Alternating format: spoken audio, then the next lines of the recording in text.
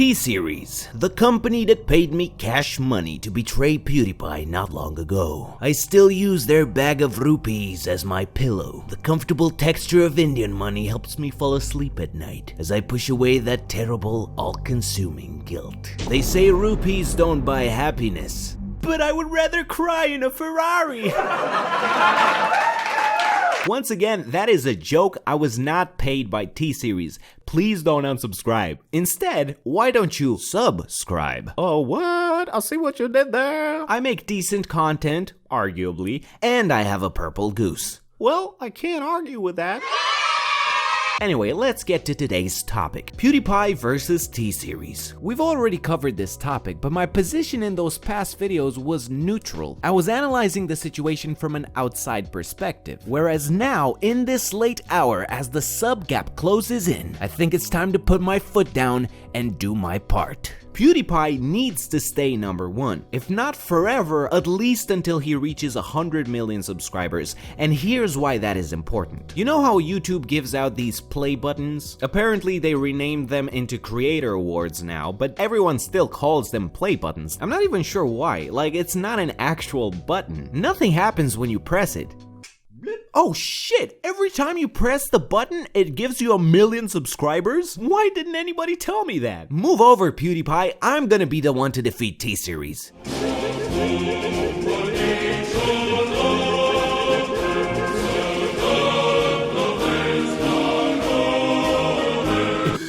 Iar am adormit băgameș. Where was I, Wilfer? Oh, that's right, play buttons. Of course, we all remember the iconic moment when YouTube sent Felix the Ruby play button for hitting 50 million subscribers. Those were simpler days, before the anti-Semitic jokes, before the N-word. PewDiePie still had his YouTube Red show, was still included in Rewinds, and Rewind itself was not yet a watered-down commercial made with the sole purpose of attracting advertisers to the platform. K-pop!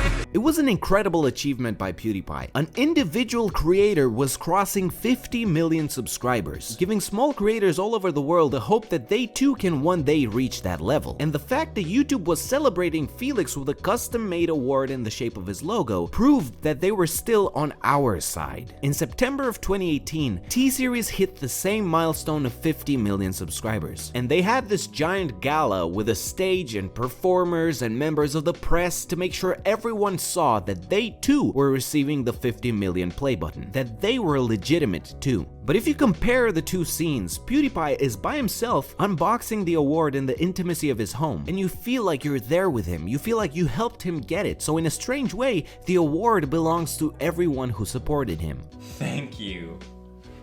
We did this. In stark contrast to this, T-Series made a show out of it, the stage almost symbolizing their superiority. They're above the crowd both physically and metaphorically, as if to say, you're lucky to even be here, we are allowing you to see us receive this award. Not to mention, their Ruby play button is ugly as shit. It's not even Ruby looking. It's like something you get made at a corner store 3D printing office. Like one of those cheap laser printed keychains. Fucking boo, it's ugly.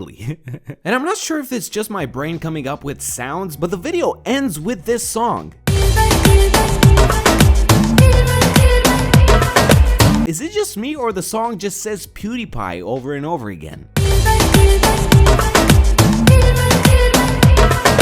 As of recording this, PewDiePie is losing the edge at a rapid pace against T-Series, and unless we do something, T-Series will be the first to reach 100 million subscribers, which is the next milestone and quite possibly the final milestone to be awarded. Cause what's the next play button gonna be? 500 million subscribers award? That's not gonna be a thing, so chances are the 100 million play button will remain the pinnacle of creator awards, and PewDiePie needs to be the first one to hit that number. T-Series is gonna overtake him eventually, but we need to muster up the numbers to push Felix over this final milestone before that happens. Not only is it about individual versus corporation, but it's also a statement to YouTube that they don't get to dictate what the platform stands for. PewDiePie is a good-natured dude with edgy jokes that sometimes cross the line. yes. But he does not deserve to be shunned in the way that YouTube has been sweeping him under the rug for the past couple of years. If he's the first to cross 100 million subscribers, YouTube will be forced to acknowledge him. And if they continue to ignore him in the face of this gigantic achievement, they will prove that the soul of this platform is dead. So go subscribe to PewDiePie right now. Go to his channel and click the subscribe button. Tell your grandmas, that's right, both of them,